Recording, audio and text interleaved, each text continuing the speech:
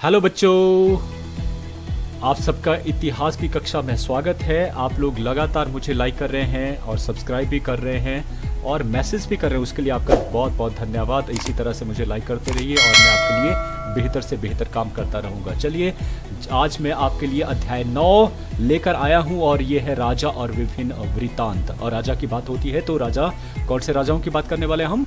मुगल साम्राज्य से संबंधित जो राजा, जैसे संस्थापक हुए बाबर, और बाबर से लेकर पतन तक की बात करें तो पतन प्रारंभ हो गया था औरंगजेब के समय में, वो काफी हद तक उत्तरदायी थी। तो वहां तक हम पढ़ने वाले हैं 16वीं से लेकर 17वीं शताब्दी तक की बात यहाँ पर इस अध्याय में करेंगे। तो सबसे पहले आज इस पार्ट 1 में हम जो करने वाले हैं बात, वो है मुगल साम्राज्य और विस्तार, मुगल साम्राज्य की राजधानियां, बाबर की जीवनी, बाबर के आक्रमण के समय भारत की राजनीतिक दशा कैसी थी, उत्तर भारत में कौन से राजा थे और दक्षिण में कौन कौन से, और क्या स्थिति थी उनकी, बाबर क्यों विजय हुआ, उसकी विजयों के कारण भी जानेंगे। तो ये सारे हमारे इंपॉर्टेंट जो है वो पार्ट होने वाले हैं। तो चलिए प्रारंभ करते सबसे पहले मुगल साम्राज्य के बारे में।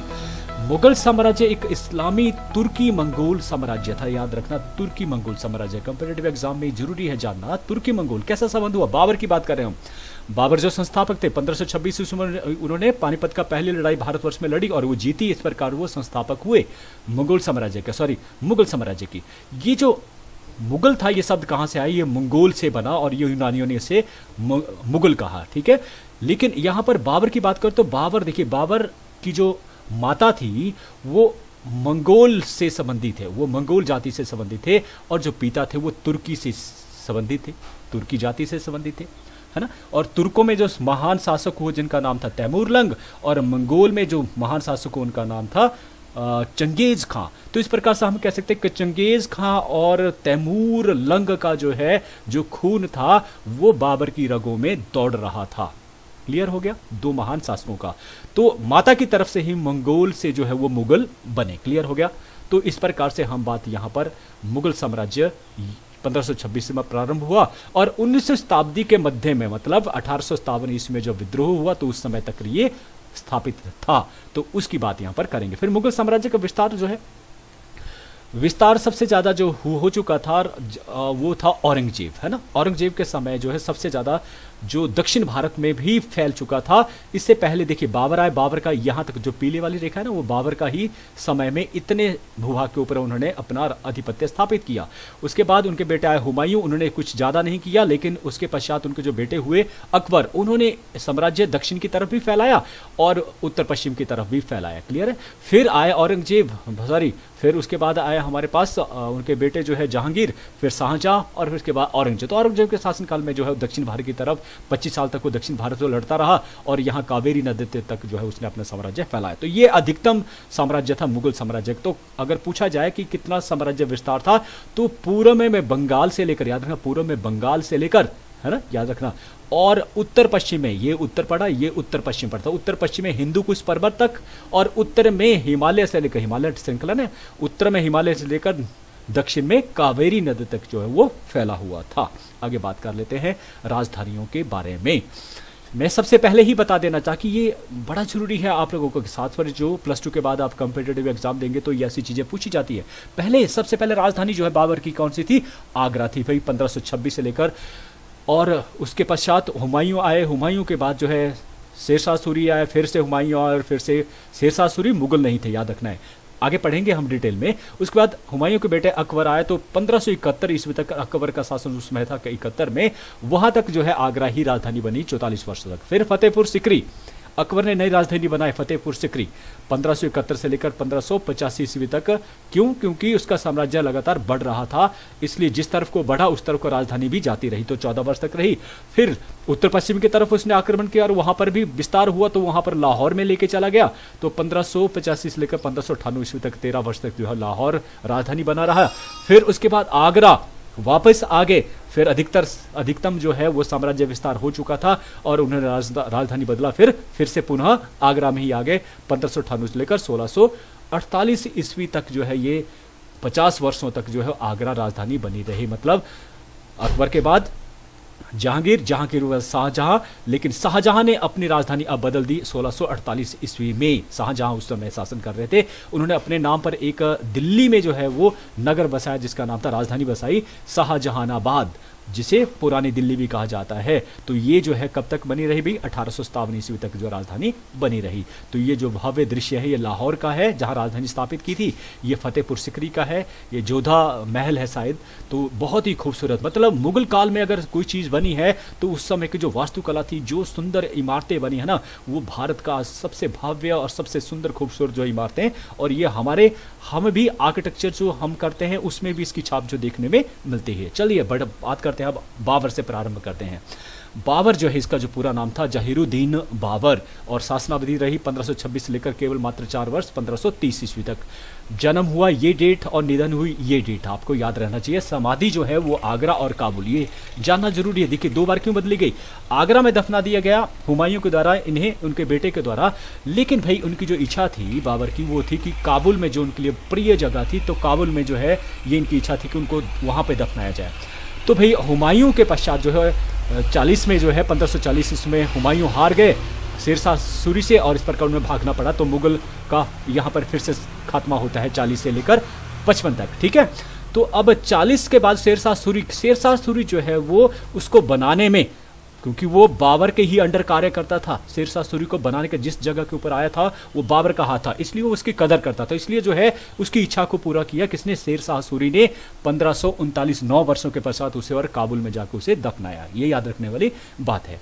पिता का नाम था शेख उमर शेख मिर्जा और माता का नाम था कुतलुग निगार खानम। अब बात कर लेते हैं जीवन के संदर्भ में, जो मैक्सिमम हम पढ़ चुके हैं। जरूरी क्या है कि एक तो मुगल वंश के संस्थापक थे, 1526 ईस्वी में पानीपत की पहली लड़ाई हुई और उसमें वो विजयी हुए। तो इस प्रकार संस्थापक के तौर पर मुगल वंश का संस्थापक बाबर हुआ, हो गया। वो कहाँ के थे, उज्बेकिस्तान, आज का जो आधुनिक उज्बेकिस्तान है वहाँ उनका जन्म हुआ था। और तैमूरलंग की बात मैंने कर चुका हूँ, चंगेज खां की बात कर चुका हूँ। 1507 ईस्वी में उन्होंने कंधार को जीता, 1504 ईस्वी में उन्होंने काबुल जीता, और उन्होंने 1507 की याद रखना, जब उन्होंने कंधार जीता था तो उन्होंने उपाधि जो है धारण की बादशाह, याद रखना, बादशाह जो उपाधि थी वो आगे भी सभी शासकों ने बादशाह के नाम से ही वो विख्यात हुई। ये उपाधि थी कब धारण की थी, 1507 ईस्वी में। ये भी बहुत बार पूछा जाता है, कौन सी विजय की थी, कंधार की विजय के पश्चात, जिसका मतलब होता है शाहों के शाह, हो गया जी। फिर 1519 से 1526 ईस्वी तक उन्होंने भारत में 5 बार आक्रमण किए, और लेकिन वो वापस काबुल चला जाता था। लेकिन पहली बार 1526 ईस्वी में वो पहली बार अब भारत में स्थायी तौर पर रहने लगा था, ये अंतर था। और उसने किसको हराया था, लोधी वंश के जो अंतिम शासक थे जिसका नाम था इब्राहिम लोधी। क्लियर हो गया। तो अब बात कर लेते हैं आक्रमण के समय भारत की राजनीतिक दशा क्या थी। उत्तर भारत की शुरुआत करते हैं। उत्तर भारत क्या था, देखिए उत्तर में अभी बात हो चुकी है, दिल्ली में जो थे इब्राहिम लोधी थे, और ये इसका व्यवहार जो है वो बहुत क्रूर था अपने सरदारों के। सरदार कौन होते हैं, जो अपनी रियासत, अपना जो साम्राज्य था उसे उन्होंने छोटे छोटे राज्यों में बांटा हुआ था, जैसे हिमाचल हो गया, पंजाब हो गया। तो यहाँ के जो बड़े अधिकारी होते थे उन्हें सरदार कहा जाता था, कि उन्हें सीएम नहीं कहा जाता, सरदार कहा जाता। क्लियर समझ गए ना। तो भाई ये जो सरदार थे इनके साथ इसका व्यवहार इब्राहिम लोधी का अच्छा नहीं था। तो इसका कारण क्या था, ये अफगान जो है लगातार जो है इनके विरुद्ध खड़े हो जाते थे, या अपने आप को आज़ाद कर लेते थे, स्वतंत्र कर लेते थे। क्लियर है। तो लगातार ऐसी कोशिश रहती, क्योंकि जो अगर हेड साथ ना दे, जो बड़ा जो प्रमुख होता है वो अगर अच्छा व्यवहार रहता है, उसका साथ मिलता है, तो उसकी कामयाबी के लिए वो हमेशा दुआ भी करते हैं और कार्य भी करते हैं। लेकिन ऐसा नहीं था, इब्राहिम लोधी का व्यवहार ही उसको लीड होगा। क्लियर हो गया। दूसरा था पंजाब। तो स्थिति अच्छी नहीं थी दिल्ली की। पंजाब जो है दिल्ली का ही एक हिस्सा था, एक प्रांत था, और वहाँ का जो सरदार था उसका नाम था दौलत खां लोधी। याद रखना, दौलत खां लोधी। अब ये भी बड़ा महत्वाकांक्षी था। अब इसके महत्वाकांक्षा को देखते हुए जिसको जो चाचा थे, भाई चाचा कौन, बाबर के, सॉरी आपके इब्राहिम लोधी के चाचा, जो दिल्ली के सल्तनत के शासक थे, तो उनके जो चाचा थे जिनका नाम था आलम खां लोधी। तो आलम खां लोधी जो है वो खुद राजगद्दी पर बैठना चाहता था, इसलिए उसने षड्यंत्र रचा। पंजाब का जो वहाँ का गवर्नर था, सरदार था दौलत खां लोधी, इन दोनों में आपस में समझौता होता है, और वो किसको बुलाते हैं, बाबर को आमंत्रित करते हैं कि आइए भारतवर्ष में युद्ध कीजिए, और युद्ध करने के पश्चात हमें भी कुछ दीजिए, है ना। इस तरह से ये डील होती है। तो डील उन्होंने की। अब तीसरा आता है बंगाल। देखिए ये भी, इसका पंजाब में भी कोई खास नहीं था। अब बंगाल में उसमें जो है वो बड़ा एक योग्य शासक जिसका नाम था नुसरत शाह हुसैन। ये योग्य शासक था, प्रजा में बहुत जो है फेमस था। तो यहाँ एक राज्य मिलता है जो उस समय अच्छा था, बंगाल। तीसरा चौथा आता है मालवा। मालवा में उसमें जो शासन जो कर रहे थे वो था महमूद खलजी द्वितीय, याद रखना महमूद खलजी द्वितीय। और अगर वास्तविक तौर पर देखें कि वहां का शासक था तो था मोहम्मद खलजी, लेकिन वास्तविक जो शक्ति थी वो प्रधानमंत्री था, हिंदू प्रधानमंत्री जिसका नाम था मेदिनी राव। और यही कारण था कि जो मुस्लिम लोग थे, अन्य जो अधिकारी थे, उनसे ईर्ष्या करते थे और मोहम्मद खलजी को उन्होंने भड़काया उसके विरुद्ध, और उसके विरुद्ध जो षड्यंत्र रचा गया, एक लड़ाई जो युद्ध जो है करना पड़ा मेदिनी राव को अपने ही राजा के खिलाफ महमूद खलजी के लिए। और इसमें क्या हुआ कि क्योंकि वो हिंदू थे इसलिए उसने हिंदू शासक साथ में ही थे मेवाड़, तो मेवाड़ के शासक थे उसमें राणा सांगा से उसने हेल्प ली और इस प्रकार से मेदिनी राव की सहायता राणा सांगा ने की। उधर जो महमूद खलजी थे उन्होंने जो है गुजरात के शासक थे मुजफ्फर शाह द्वितीय, उससे हेल्प की मांगी और वो उन्होंने हेल्प उनको करी। तो इस प्रकार से युद्ध हुआ और बाद में मेदिनी राव जो है वो विजयी रहे, लेकिन राणा सांगा अपने नियमों के अनुसार चलने वाले व्यक्ति थे, उन्होंने उसे फिर से जो है मोहम्मद खलजी को फिर से वापस दे दिया गया। क्लियर होगा। तो ये सब मालवा जो, अगर बात मालवा की स्थिति जो थी वो भी खराब थी, क्योंकि अंदर ही अंदर इस प्रकार के युद्ध हो जाना, अपने घरों में ही अगर द्वंद्व युद्ध शुरू हो जाए ना तो उसकी स्थिति क्या हो जाती है, अच्छी नहीं रहती, खराब होती है। तो यहां भी जो है बदतर हालत थी मालवा की। अब आता मेवाड़। मेवाड़ जो है वो सशक्त था राणा सांगा के अधीन, क्योंकि वो योग्य ही था और प्रजा की देखभाल करने वाला भी था। ठीक है। अगर हम उत्तर भारत की बात करें तो उत्तर भारत में सबसे शक्तिशाली जो शासक उस समय था वो राणा सांगा ही था और महत्वाकांक्षी भी था। वो चाहता था कि पूरे उत्तर भारत में जो हिंदू साम्राज्य स्थापित हो, तो इसलिए मेवाड़ के राजा राणा सांगा का बाबर के साथ युद्ध होना अनिवार्य था। क्लियर हो गया। छठा आता है गुजरात। तो गुजरात में उस समय जो शासक थे उनका नाम था शाह द्वितीय, मुजफ्फर शाह द्वितीय। मुजफ्फर शाह द्वितीय भी जो है योग्य शासक नहीं था। ये इसकी लगातार जो है मेवाड़ और मालवा के शासक के साथ लगातार जो है वो लड़ाइयाँ चली रहती थी, है ना। और इस कारण क्या था, इन लड़ाइयों के कारण इसकी जो शक्ति थी वो क्षीण हो गई थी, कमजोर हो गया था, क्योंकि जब भी लड़ाइयाँ होती ना उससे जान माल का खतरा नुकसान होता ही होता है और धन का भी नुकसान होता है। तो फिर सातवां आता है सिंध। तो अभी तक हम जो पढ़े कि बाबर के समय जो स्थिति थी उत्तर भारत की अच्छी नहीं थी। सिंध की बात कर लेते हैं। सिंध का जो गवर्नर था वो शाहबेग अर्जुन था, गवर्नर था, सरदार था शाहबेग अर्जुन। भाई वो योग्य था और वीर भी था और उसका पुत्र था वो उसके ही नक्शे कदम पर चलने वाला, जिसका नाम था हुसैन। तो पहले सिंध को विजयी जो है वो शाहबेग ने किया और उसके पुत्र जो मुल्तान को किया। तो इस प्रकार से बड़े भूभाग के ऊपर जो है इनका राज स्थापित था। तो इस प्रकार से अगर हम कहें कि अफगान जो सरदार उस समय थे वो सिंध में भी जो है अपने सर्वोच्च शक्ति के साथ जो है वहां पर खड़े थे, डटे हुए थे। फिर आठवां था कश्मीर। तो मोहम्मद शाह वहां एक अयोग्य शासक था और यही लाइन काफी होगी। अयोग्य का मतलब वो निकम्मा साबित हुआ, कमजोर था और इस कारण जो है बाबर के लिए कश्मीर को जीतना भी बिल्कुल आसान था। तो ये पढ़े हमने उत्तर भारत की स्थिति। अब बात कर ले, देखिए ये थे बाबर के आने की दिशा। पहले वो 1504 ईस्वी में जितने बड़े युद्ध हुआ उनके साथ कहाँ से किस तरफ को ये गंगा का प्रदेश उन्होंने जीता। 1526 जो बड़ी लड़ाई हुई थी वो पानीपत के मैदान में हुई थी, याद रखना। तो आगरा, ग्वालियर और इस तरह से बढ़ता चला गया। अब बात कर लेते हैं हम दक्षिण भारत की। तो दक्षिण भारत में देखिए उस समय बहमनी साम्राज्य, नाम सुना होगा आपने, बहमनी राज्य। भाई बहमनी राज्य एकमात्र एक राजा नहीं था, एक राजा वहां पर नहीं था, 5 विभिन्न राजा जो है राज कर रहे थे, लेकिन ये सारे के सारे मुस्लिम थे, शासक थे, इसलिए इनको एक ही नाम दिया गया बहमनी राज्य। 5 राजवंश इसमें स्थापित थे, राजवंशों में विभाजित था। कौन सा? एक तो देखिए अहमदनगर, बरार, बीजापुर, बीदर और गोलकुंडा, समझा कि इनको बहमनी राज्य कहा जाता था। क्लियर हो गया। 5 राज्य थे बहमनी राज्य। लेकिन दक्षिण की तरफ एक और राज्य था जो हिंदू राज्य था, जिसका नाम था विजयनगर। तो बाबर के समय विजयनगर का सबसे ताकतवर जो शासक उसमें राज कर रहा था उसका नाम था कृष्णदेव राय। याद रखना, कृष्णदेव राय ने 1509 से लेकर 1529 ईस्वी तक शासन किया और ऐसा शासन किया कि दिखा दिया कि एक होते हुए भी वो 5 स्टेट्स को जो है वो नाको चने चबा, क्या बोलते हैं, एक कहावत है ना। तो उस तरह से उसने जो है लगातार इनके साथ युद्ध लड़े और हमेशा विजयी कौन रहा? कृष्णदेव राय। तो इस प्रकार से इनकी स्थिति बहुत बदतर थी, जबकि विजयनगर साम्राज्य अपने शक्ति के चरम स्तर पर था। फिर तीसरा आता है पुर्तगाली भी उस समय थे। गोवा में, यहाँ जैसे गोवा पड़ता है, तो गोवा में जो है वो पुर्तगाली थे, उनके जो वायसराय थे अलबुकर, उन्होंने जो है वो अधिकार जमा रखा था। तो ये तीसरी शक्ति भी वहां पर थे। निष्कर्ष निकलता है कि बाबर के आक्रमण के समय जो है अराजकता और अशांति फैली हुई थी कुछ एक स्टेट को छोड़कर। जैसे मैं राणा सांगे की बात करते हैं, या हम बात कर लेते हैं सिंध की बात कर लेते हैं, या फिर बात करते हैं बंगाल की, इनको छोड़कर जो हर जगह क्या था, अराजकता का और अशांति का माहौल था। और राष्ट्रीय एकता की बात करें तो ये कहीं भी नजर नहीं आती। राष्ट्रीय एकता जो जहां लोग जो है अपने राष्ट्र के लिए मर मिटने के लिए तैयार हो, उसे कहते हैं राष्ट्रीय एकता। तो ऐसे, और जो जनसाधारण लोग थे उनको रुचि नहीं थी भाई शासक कौन है, क्योंकि शासक से उनको कोई लगाव ही नहीं था, पैदा ही नहीं था। तो इस प्रकार से जो स्थिति थी वो कहीं ना कहीं, जो परिस्थितियां थी वो बाबर के ही पक्ष में थी। क्लियर हो गया? तो यह निकलता निष्कर्ष। अब बढ़ते हैं आगे, बात कर लेते हैं बाबर की विजय के बारे में। सबसे पहली जो विजय थी, याद रखना, पानीपत का प्रथम युद्ध बहुत बार पूछा जाता है कॉम्पिटिटिव एग्जाम में भी, और आपके एग्जामिनेशन पॉइंट ऑफ व्यू के कारण भी बहुत इंपॉर्टेंट है। देखिए कारण क्या थे इसके, कि क्यों हुआ भाई ये युद्ध। एक तो पहला, राज्य का विस्तार। अकबर नहीं, बाबर की बात हो रही है यहाँ पर। बाबर ने लगातार जो है अपने साम्राज्य का विस्तार किया अफगान में रहते हुए, लेकिन वो हर बार मात खा लेता था, क्योंकि वहां पर पहले जीतता था और वो हार जाता था। लेकिन अब उसने जो पूर्व की तरफ देखी, पूर्व में क्यों सोचा उसने, जैसे पंजाब में जो सूबेदार था दौलत खां लोधी, फिर इब्राहिम लोधी का चाचा था आलम खां लोधी, उन्होंने उससे निमंत्रण किया, तो और उसको अंदर की बात भी बताई, भी कमजोर स्थिति है, तो इसलिए उसने पूर्व की तरफ अपने साम्राज्य का विस्तार करना चाहता था, इसलिए युद्ध हुआ। क्लियर हो गया? दूसरा, अपार धन की चाहत। हर राजा चाहता था कि उसका जो है खजाना भरा रहे, और एक खजाना कहाँ पूरा हो सकता था भाई? भारतवर्ष में, क्योंकि भारतवर्ष पहले से ही धन के मामले में जो है वो काफी आगे रहा, तो इस प्रकार से भारत का धन भी आकर्षित करता रहा। तो तीसरा है दिल्ली सुल्तान इब्राहिम लोदी की शक्ति कमजोर होना।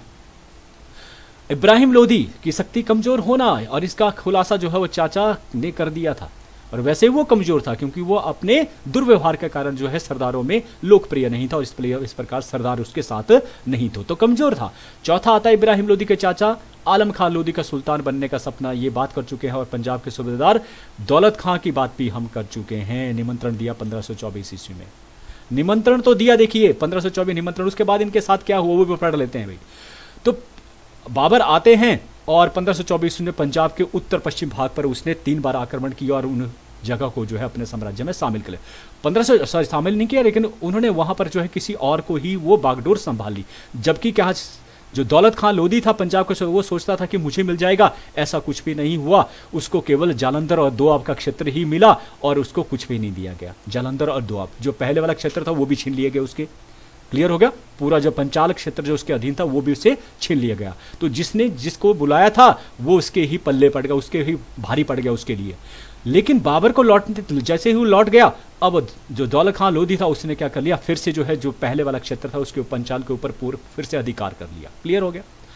तो अब क्या हुआ, फिर से बाबर जो लौटते हैं 1525 ईस्वी में, और यहां पर 1525 ईस्वी उसने जो है 5वीं बार आक्रमण किया और इस प्रकार से पूरे पंजाब पर जो है, सॉरी अब दोआब का जो क्षेत्र था या जो पंचाल क्षेत्र था उसे जीत लिया। अब आता दौलत खां लोधी को पराजित करना, जिसकी बात अब हम करेंगे। पहला पानीपत का पहला युद्ध। घटनाएं क्या होती है कि इब्राहिम लोधी लगभग जो है जिसके पास 1 लाख सेना थी। याद रखना, बहुत ये बड़ी ये जो युद्ध है ना, इसको जिंदगी भर याद रखना कि इब्राहिम लोधी के पास थी 1 लाख सेना, जिसमें हाथी भी थे, घुड़सवार भी थे, पैदल चलने वाले भी थे। तो 1 लाख सेना एक तरफ थी, जबकि अगर हम बाबर की बात करें उसके पास से 8 से 20 हजार, मैं कम से कम 8 थे और ज्यादा से ज्यादा 20 हजार सैनिक, ये अनुमान जो है वो विद्वानों द्वारा लगाया जाता है। 20 हजार मान के चलते हैं, चलिए जी। तो 20 गुना अगर हम करें तो 20 गुना 5 होता है 1 लाख। क्लियर है? तो 5 गुनी सेना जो है किसके पास थी? इब्राहिम लोधी के पास थी, और 1 गुना जो है वो बाबर के पास। सोचिए, एक सैनिक जो है 5 सैनिकों के साथ लड़ा, जीत किसकी हो सकती है? समझ आती ना? लेकिन क्या हुआ भाई, यहां पर बिल्कुल विपरीत हुई दिशा। 12 अप्रैल 1526 ईस्वी को पानीपत के मैदान में जो है दोनों सेनाएं आमने सामने जो खड़ी हो जाती हैं, और 1 लाख सेना को जो है हिम्मत नहीं होती है 20 हजार सेना के ऊपर जो है आक्रमण करने की। हुआ क्या कि बाबर जो था ना, वो साइकोलॉजिकल युद्ध जो है लड़ता था। उसको मालूम था कि दूसरी तरफ, क्योंकि वो अपने गुप्तचर जो थे उसको पूरी खबरें देते रहते थे। गुप्तचर विभाग उसका बहुत इंपॉर्टेंट था, जिसमें भारतवर्ष में तवज्जो नहीं दी जाती थी कि क्या होता है गुप्तचर। तो भाई उसने गुप्तचरों से पता किया कि बहुत बड़ी सेना है भाई, 1 लाख के करीब सेना। तो उसने देखिए अपने आप को बताने के लिए कि हमारे पास भी कम नहीं, उसने क्या किया भाई, घोड़ों के साथ जो है माना जाता है कि उसने जो पेड़ होते हैं उसकी टहनियां, बड़ी बड़ी टहनियां जो है लटका दी पीछे। और जब वो आ रहे थे मैदान में तो भाई क्या हुआ, धूल ही धूल उड़ने लगी। इतनी जो है इब्राहिम लोदी की सेना नहीं उड़ा रही थी धूल जितने उसकी सेना। तो एक तरह से जो है उनको लगा भाई ये तो गलत है, यहाँ तो सेना हमारे से भी बहुत बड़ी है इनकी सेना, तो इसलिए भाई रुक लिए। और वो रुक लिया तो बाबर भी रुक लिया। और कितने दिन के लिए रुक लिया भाई? 8 दिन तक। अब 8 दिन तक जो हिम्मत ही नहीं पड़ी इब्राहिम लोदी को उसके विरुद्ध आक्रमण करने की, कितनी बड़ी बात है 8 दिन। और देखिए 8 दिन जो इब्राहिम लोदी था वो सिर्फ एक दर्शक बना रहा, मूक दर्शक, कुछ नहीं किया। और यहां पर 8 दिनों में बाबर ने बहुत कुछ कर दिया। उसने क्या किया? 8 दिनों में उसने जो रसद आ रही थी इब्राहिम लोदी के सैनिकों, 1 लाख सेना का पेट पालने के लिए बहुत सारा सामान आता है खाने पीने का, उस चीज को उसने काट दिया। और जब वो भूख से मरने लगे तब जाके जो 21 अप्रैल 1526 ईस्वी को जो है उसने आक्रमण किया बाबर पर। और बाबर पर आक्रमण हुआ और वहां से बाबर ने जो तोहफे गर्जी, तोहफे जो भारतवर्ष में पहली बार जो है बाबर लेकर आया था, किसी को पता ही नहीं था कि तोहफ भी कोई चीज होती है। तो जब तोहफे बरसी तो उसके हाथी जो है पीछे की तरफ मुड़ गए, अपने ही तरफ, क्योंकि हाथियों को उन्होंने वो आवाजें कभी सुनी ही नहीं थी। वो पीछे की तरफ मुड़े और उनकी सेना को ही कुचल दिया। तो बहुत सारे कारण रहे। बाबर का युद्ध करने का तरीका भी उसमें शामिल था। और उसके जो सैनिक थे जिन्होंने हिम्मत जुटाई थी, देखिए बाबर ने उनको जो कसम दिलाई थी कुरान का, जब उनको पता लगा कि 1 लाख सेना है, हम कैसे उनका जो है वो कैसे कर सकते हैं, 1 लाख 5 सैनिकों का मुकाबला कैसे कर सकूंगा मैं एक। तो सैनिक घबरा गए थे। तो उसने जो उनको कसम दिलाई थी, कुरान की कसम, कि तुम लास्ट तक, अंतिम समय तक लड़ते रहोगे। और यही कारण था कि वो विजय रहे। तो 15,000 जो अफगान सैनिक थे वो मारे गए थे। क्लियर है? याद रखना। क्लियर हो गया? अब चलते हैं भाई परिणाम क्या हुआ? एक तो लोदी वंश का अंत हुआ। दिल्ली में जो सल्तनत का जो समय था वो खत्म हुआ। लोदी वंश का अंतिम शासक था इब्राहिम लोदी, उसके अंत हो गया। क्लियर हो गया जी? सल्तनत पीरियड खत्म हो गया, सुल्तानों का पीरियड खत्म हो गया, बादशाहों का पीरियड प्रारंभ हुआ। दूसरा, मुगल वंश की स्थापना। मुगल वंश के पहले संस्थापक बाबर का जो है वो शुरू हो गया, क्योंकि वो जीत गए थे। फिर तीसरा आता है बाबर को उत्साह होगा भाई, डेफिनेटली होगा। केवल मात्र 20,000 सैनिकों से उसने 1 लाख सेना को हरा दिया, तो उत्साह कहां होगा? ऊंचे शिखर पर पहुंच गया होगा। तो डेफिनेटली बाबर को उत्साह मिला कि मैं और भी लड़ाइयां जीत सकता हूं। चौथा आता है युद्ध प्रणाली में परिवर्तन। बाबर क्या लेकर आए थे भाई? तोफखाना लेकर आए थे, बड़े बड़े जो है गोले बरसे। तो भाई अब दूसरे शासकों को भी पता चला ऐसे भी युद्ध प्रणाली है, अब उन्होंने भी इस प्रणाली को बनाना या अपनाना शुरू किया। क्लियर हो गया? तो इस प्रकार से युद्ध प्रणाली में परिवर्तन हुए, परिणाम पढ़ रहे हैं हम। 5वां, मुगलों तथा राजपूतों के मध्य युद्ध होना अनिवार्य। क्लियर बात है, क्योंकि वहां से राणा सांगा जो है उत्तर भारत के सबसे ताकतवर राजपूत शासक थे, वो भी तो दिल्ली के ऊपर बैठना चाहते थे भाई। तो जो दिल्ली के ऊपर जब बाबर बैठ गया और वापस नहीं गया, तो अब युद्ध होना अनिवार्य था। तो ये 5 परिणाम आपने याद रखना है। चलिए अब बात करते हैं, वो आता है दूसरी लड़ाई, कनवाहा की लड़ाई। बाबर ने दूसरी लड़ाई, कनवाहा की लड़ाई 1527 किसकी बात करी? अभी राणा सांके की बात है। राणा सांके के साथ दूसरी लड़ाई हुई कब? 17 मार्च 1527 ईस्वी को फतेहपुर सिकरी के नजदीक जो दूसरी राजधानी उन्होंने बनाई थी, उसके समीप पड़ता है कनवाहा, जिसे वहां के लोकल भाषा में खनुआ भी कहा जाता है। ये मेवाड़ के शासक राणा सांगा और बाबर के मध्य युद्ध हुआ था। इस युद्ध में राणा सांगा का जो साथ दे रहे थे वो मेवात के शासक थे। मेवात के साथ जिसका नाम था हसन खान। देखिए ये मुस्लिम नाम है ना, लेकिन ये कभी इनके परदादा जो थे वो हिंदू हुआ करते थे और उन्होंने धर्म परिवर्तन करके जो है वो मुस्लिम लिया, इसलिए उनका जो है वो राणा सांगा के साथ जो है वो मेल खाते थे। तो इनका साथ इन्होंने दिया। इब्राहिम लोधी के भाई मुहम्मद लोधी ये जीवित थे उसमें, तो महमूद लोधी ने जो है साथ किसका दिया? राणा सांगा का, बाबर के खिलाफ। इसके अलावा और भी शासक थे, देखिए कौन कौन से, मारवाड़, अंबर, ग्वालियर, अजमेर, चंदेरी और मेवाड़, ये इनके शामिल थे। क्लियर हो गया? तो इतने एक तरफ को थे, किसके साथ? राणा सांगे के साथ। क्लियर हो गया? अब बात कर लेते हैं कि बाबर की तरफ, बाबर जो यहां पर लगभग 2 लाख सेना को लेकर आया, उसे मालूम था कि यहां बड़ा गठजोड़ है, इसलिए वो 2 लाख सेना लेकर जो है आया था राणा सांगे से युद्ध करने के लिए। उसने राणा सांगा की जो सेना, माना जाता है ये कई जगह मिलता है, कई जगह नहीं मिलता है कि उसने सेनापति को उनके संग जो मिला लिया था, लेकिन कई जगह ऐसा भी आता है कि जो है युद्ध जब लड़ा गया तो एक तीर जो है वो राणा सांगे के सर पर लगा और वो नीचे हाथी से गिर जाते हैं नीचे। और इस तरह से जो कमान है अब जो है हसन खां मेवाती जो है संभालते हैं। और बड़े युद्ध के सब बड़े ये कहते हैं कि बड़े उससे लड़े थे, हम जैसे कहते हैं कि बड़ी वीरता के साथ वो लड़ा। उसने कमान को संभाल लिया राणा सांगा के बाद और उतने ही ताकत के साथ वो लड़ता गया। लेकिन अब एक तोफ का गोला जो है उसे लगा और वो उसकी मृत्यु हो गई। इस प्रकार से पूरे युद्ध का ही जो घटनाक्रम था वो बदल गया और इस प्रकार से केवल मात्र 10 घंटे की लड़ाई में ही ये युद्ध जीत लिया जाता है बाबर के द्वारा कनवाहा का युद्ध 1527 ईस्वी में। और इस युद्ध के पश्चात ही उसने गाजी की उपाधि धारण की थी, याद रखना गाजी, और गाजी का मतलब होता है दानी की, महान दानी की उपाधि। अब बात करते हैं तीसरा युद्ध लड़ा उसने, वो था चंदेरी पर आक्रमण। देखिए चंदेरी में राजपूत शासक था मेदिनी राय, जिसकी बात हम कर चुके हैं, मेदिनी राय का स्वतंत्र शासक जो बन चुका था अब। और कनवाहा के युद्ध में उसने जो है राणा सांगा का साथ दिया था, राणा सांगा का साथ दिया था। अलग चीज था कि हार गया था और फिर वो वापस अपने वहां पहुंच गया था चंदेरी में। तो चंदेरी में जो है राजपूत सत्ता का उसने जो पुनर्गठन, उसको पता था कि जो बाबर है वो शक्तिशाली, इसलिए उसने राजपूत सत्ता को फिर से पुनर्गठित, जो राजपूत बच गए थे उनके साथ उसने संगठित होकर जो है वो करना शुरू कर दिया, सेना बनाना शुरू कर दिया था। बाबर को जब पता चला तो उसने उसके ऊपर ही आक्रमण किया और उसे पराजित कर दिया। यहाँ पर उसने क्या भेजा, अपने उत्तराधिकारी के अपना जो है एक जिसे सेनापति कहते हैं उसके अधीन एक सेना भेजी, लेकिन राजपूतों ने उसे पराजित कर दिया सबसे पहले।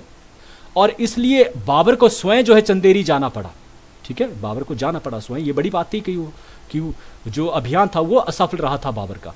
अब 29 जनवरी 1528 ईस्वी के दिन केवल मात्र 1 घंटे में ही बाबर ने इस युद्ध को जीत लिया था और चंदेरी को अपने अधिकार क्षेत्र में ले लिया। तो चंदेरी का जो राज्य था वो मालवा सुल्तान के वंशज अहमद शाह को दे दिया गया था और उसे आदेश किया था कि वो वर्ष में 20,000 लाख दाम जो है वो प्रतिवर्ष देगा। ठीक है, ये उसके ऊपर लगाया गया। अब बात आते हैं चौथा जो अंतिम युद्ध लड़ा था वो था घाघरा का युद्ध 1529 ईस्वी में। महमूद लोदी जो इब्राहिम लोदी का भाई था वो भाग गया था राणा सांगा की लड़ाई, जो कनवाहा की लड़ाई थी वहां से भागकर वो कहां, बिहार पहुंच गया था।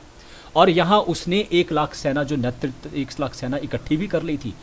इस स्थिति में बाबर ने युद्ध करने के लिए जनवरी 1529 ईस्वी में आगरा से प्रस्थान किया और अनेक अफगान सरदारों ने उसकी अधीनता स्वीकार कर ली। ठीक है, आज जहां जहां जाता गया अफगान सरदार उसके नतमस्तक होते गए।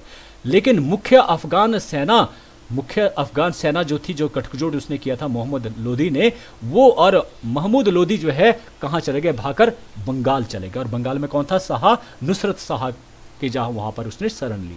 अब उसने जो है संदेश भेजा शाह नुसरत शाह, उसके साथ वो युद्ध नहीं करना चाहता था, लेकिन उसने जब उसको मैसेज भेजा कि मोहम्मद लोदी को उसके हवाले कर दिया जाए तो उसने मना कर दिया और इस कारण युद्ध हुआ 6 मई 1529 को। और बाबर ने गंगा नदी पार करके घाघरा नदी के पास अफगानों से घमासान युद्ध किया और उन्हें पराजित भी किया। तो बाबर ने नुसरत शाह से संधि की और उसके अनुसार नुसरत शाह ने अफगान विद्रोहियों को शरण न देने का वचन भी दिया और मोहम्मद लोदी भागकर कहां चला गया भाई, वर्मा चला गया, म्यांमार चला गया और वहां उसकी हत्या कर दी गई। तो ये थी उनकी अंतिम लड़ाई। ठीक है, अब यहां पर मैं जिक्र करना चाहता हूं वो चीज जो शेरशाह सूरी से संबंधित थी कि बाबर ने अफगान जलाल खान बिहार का जो है उस समय सरदार था, तो उसे जो है कहा था कि भाई शेरशाह सूरी का जो है, शेरशाह सूरी के उसके वो एक वीर सैनिक था या औहदेदार था, उसे जो है उसने जो है बड़ा मंत्री पद रखने के लिए उसे कहा था कि भाई इसको बड़ी जगह दी जाए, ये योग्य है, तो भाई यहां से प्रारंभ हो। तो बाबर ने जो है वो शेर खां को बनाया था एक तरह से। क्लियर हो गया? तो इसलिए मैंने कहा था कि शेरशाह सूरी के बारे में भी थोड़ी सी जिक्र हम करेंगे। अंतिम दिन की बात कर लेते हैं। बाबर के अंतिम दिन कैसे गुजरे कि भाई ये लड़ाई लड़ने के पश्चात 1530 में क्या हुआ कि उसका जो बेटा था, प्रिय बेटा जो था, जिसे बहुत बेहद प्यार करता था, जिसका नाम था हुमायूं, ये बीमार पड़ जाता है। और जो ठीक करने वाले हकीम आते हैं और वो कहते हैं कि भाई अगर आप अल्लाह से इच्छा व्यक्त करें कि बीमारी मुझे उसकी दे दे और वो ठीक हो जाए तो वो ठीक हो जाए। अगर मानते हैं एक दंत कथा के अनुसार ऐसा ही उन्होंने किया और इस तरह से जो बाबर हैं वो बीमार पड़ जाते हैं और हुमायूं जो ठीक हो जाते हैं। तो इस प्रकार से उनकी मृत्यु हो जाती है बाद में बीमारी के कारण। तो 48 वर्ष की आयु में उनकी मृत्यु हो जाती है। क्लियर है? हो गया? अब जो याद करने के लिए जो बातें हैं वो कुछ जो कॉम्पिटिटिव एग्जाम पूछा भी जाता है कि बाबर को जो फरगना का शासक बनाया गया था उनके दादी दौलत बेगम की वजह से बनाया गया था, दादी का प्रमुख हाथ था। दूसरी कि 1507 की डेट आपको याद है कि उस बादशाह की उपाधि जो धारण की गई थी कई बार पूछा जाता है।